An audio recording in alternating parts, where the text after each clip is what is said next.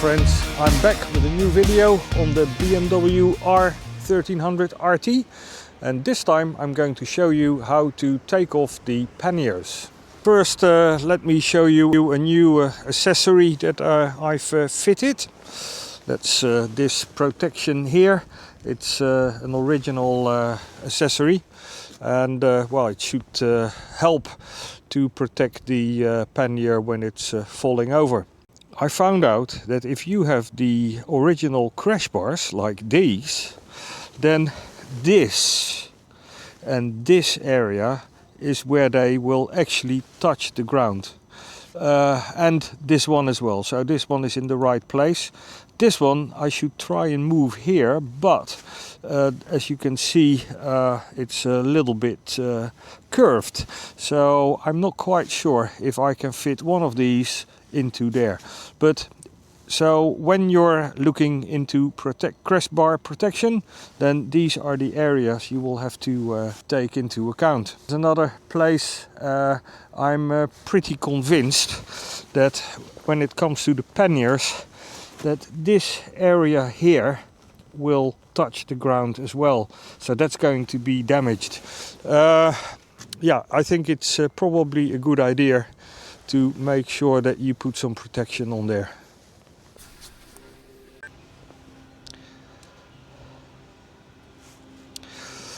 So we start by putting in the physical key and turning it clockwise. Now you have to just keep turning until you hear a click. It's a spring-loaded thing, and then the lever at the back will come undone. Here it goes. There you go, you hear the click. And so this is what happened. The rear lever is now like this. Now we can take off the pannier. Watch. So what I personally find easiest to do is to hold the suitcase here at that lever at the back and pressing the button on the handle like so, and now we should be able to take it off just like this. There we go. So here's the first pannier. Okay, now let me show you another trick.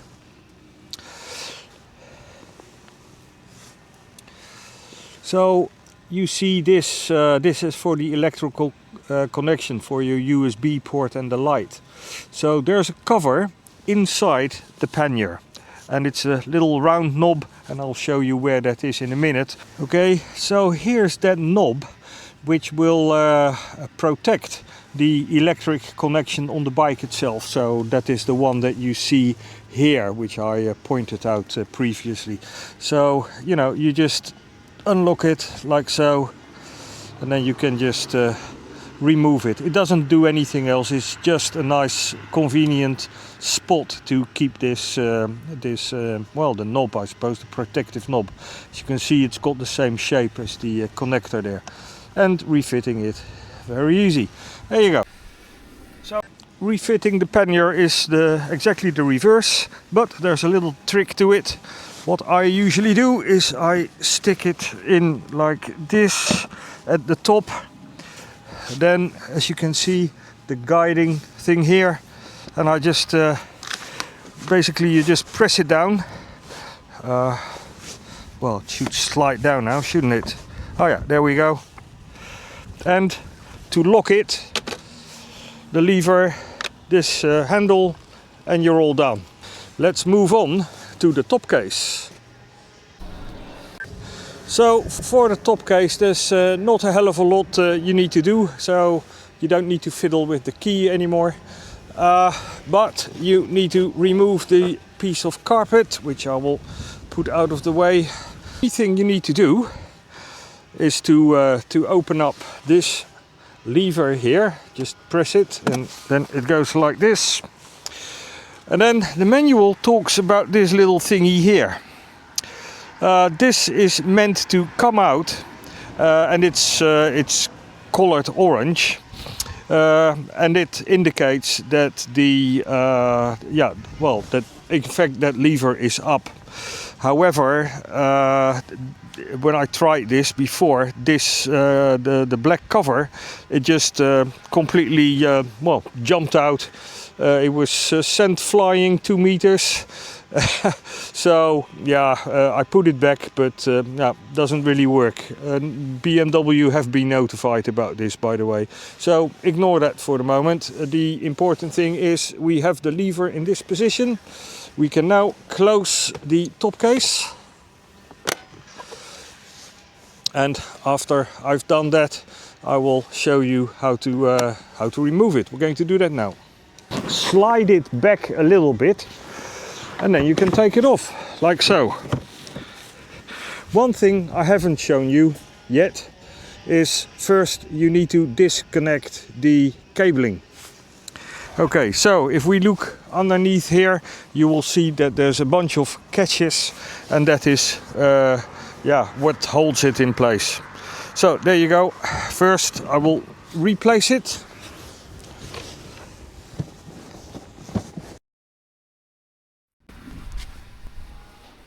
So,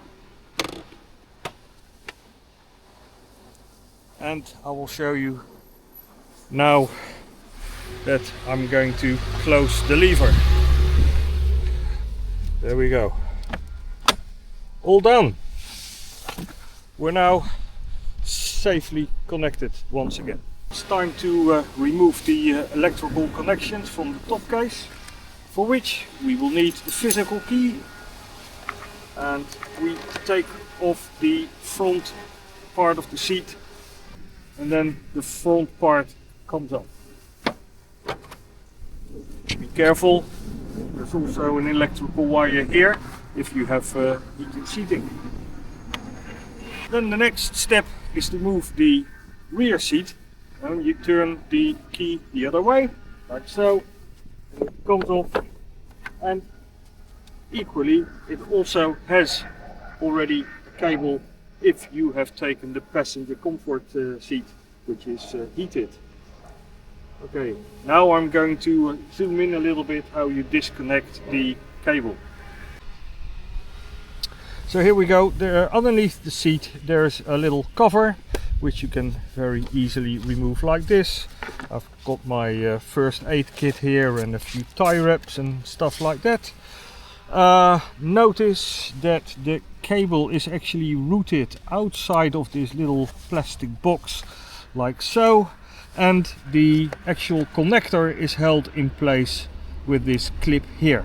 So I can very simply remove it, and now I'm not going to do that. I've only got one hand, but it's very easy. You just turn this one left while you hold this one, and the whole thing comes undone and you can unplug it. That's it. So when that thing is completely loosened, you can take off the top case. Don't forget. Okay, that's it. Pretty easy. Fitting those seat parts is a little bit of a fiddle, which is because the rear seat needs to sort of catch on to these latches here, and it does that with these. So you have to make sure they line up, and then the front bit goes back in there and it locks in place. Okay, so make sure that the cable is out of the way, and then you should be ready to go. After you've done that, we can fit the front part of the seat. Now notice that I've got a couple of straps here. That's for a tank bag. So normally, of course, it looks like this, and this is the thing that will actually allow you to sort of make the seat sort of go up a little bit in conjunction with these little connectors here. I've got mine in the lowest position, in other words, on this bike. So you need to sort of make sure that these things here grab the rubbers there, and Bob is your proverbial uncle. For those of you that have already got their RT, you may be wondering what this is. It's something that you received in the top case, and it's part of the original top case distribution, I suppose. It is actually a plate to mount the top case on the wall. That's what this is. I was wondering about it and I had absolutely no clue. Now you know. We're going to test the lighting. So what you see here is the normal dipped beam together with the auxiliary lights. So in a minute I'm going to stop for a little bit and then I'm going to switch off these auxiliary lights. But maybe first I can switch on the high beam. And this is it. As you can see, it reaches quite far. And what I noticed is that it's even when you under braking, because of the telelever system, the height of the beam is quite stable. So I'm braking, and as you can see, it adjusts. You can actually see it adjust. Maybe I can do it in a bit where it's a little bit darker. Now I've got, yeah, maybe here. There you go. Watch the, oh, yeah, you see, you can see it adjust.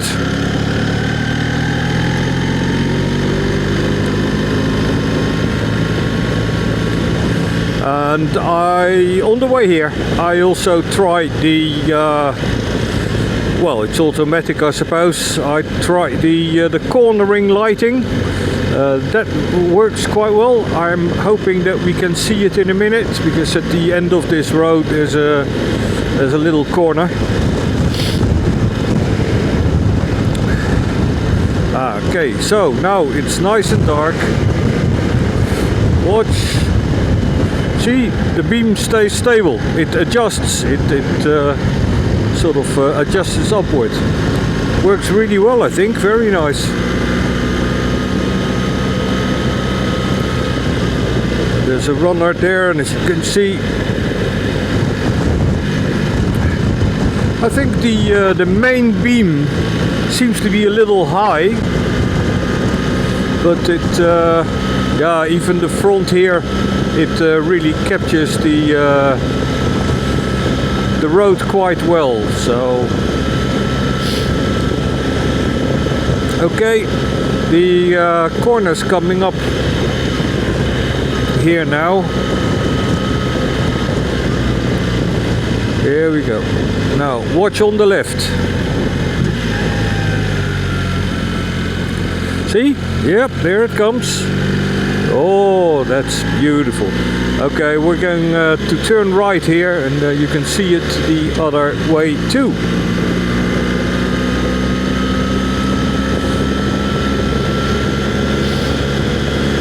That really makes a difference. Again, you don't normally think it makes that much difference, but yeah, it does work.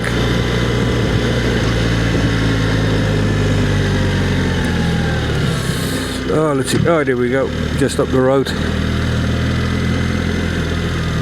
Here we go. See? Nice.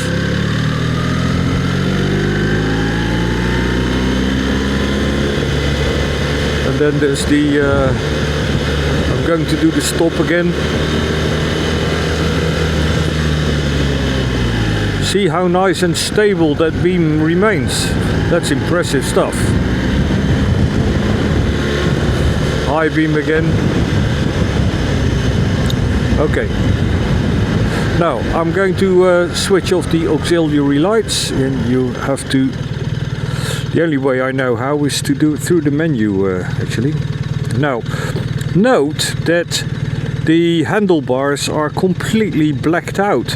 So this is what people mean, that it would be great if these switch gear had backlit surfaces, but sadly they don't. So let me go through the menu and try find it. The lighting. And I'm going to switch off the auxiliary lights. Here we go, and they're gone. So now we're going to ride for a little while with just the standard lighting. Wait for this car to come. There we go. So, standard lighting. As you can see, it's not that bad at all. Of course, LED lighting is always quite good. I think, you know, the light is very white, so it illuminates incredibly well.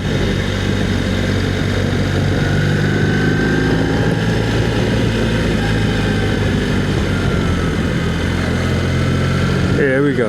Okay, here's the main beam again.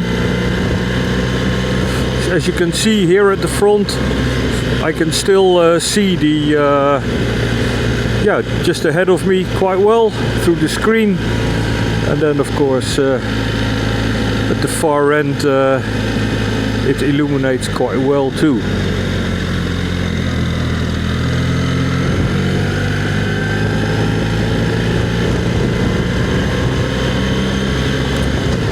It's a shame that you can't set your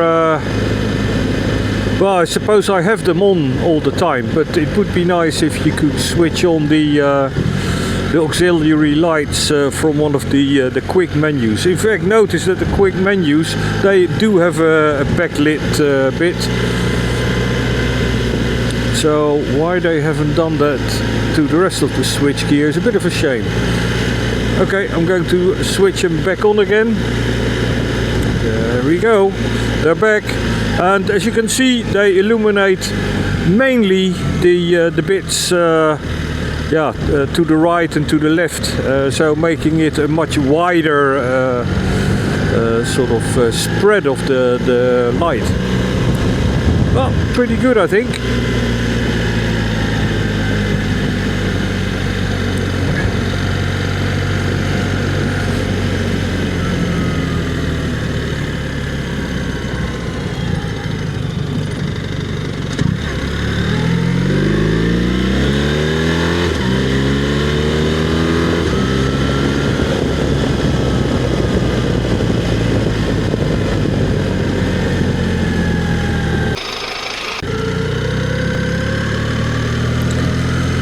I just noticed that the corner lighting, it comes on whether you use your indicators or not. So it must be activated by the angle sensors in the bike. It's quite a nice feature. Oh yes, there's another thing. So now I'm going to switch on again the fully automatic lighting after we get rid of this chappy here. There we go.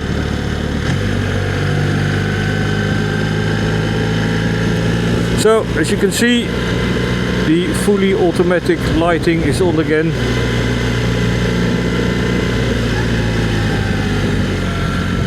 Of course now it doesn't make so much difference because all the lights are on anyway.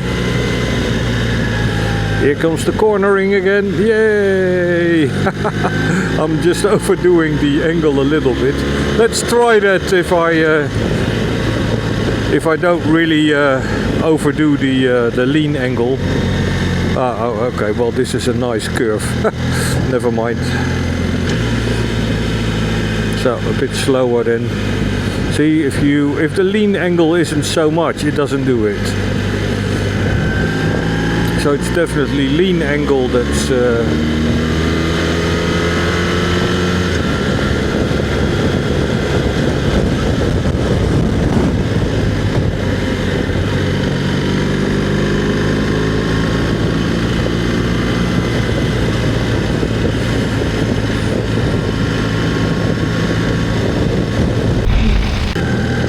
I'm going to try see if the indicator has anything to do with it, with the cornering. So we're going to take this corner now and use the indicator. There you go, it's switched on.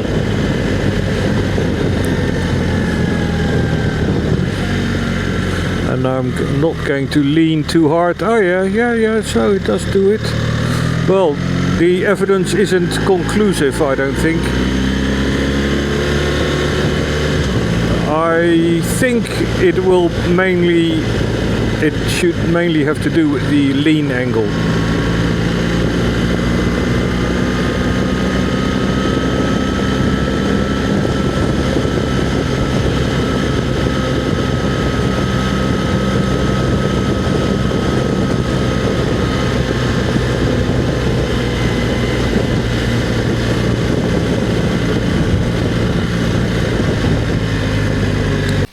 Okay friends, so this concludes the video on the night ride, the panniers and the crash bar protection, what to watch out for.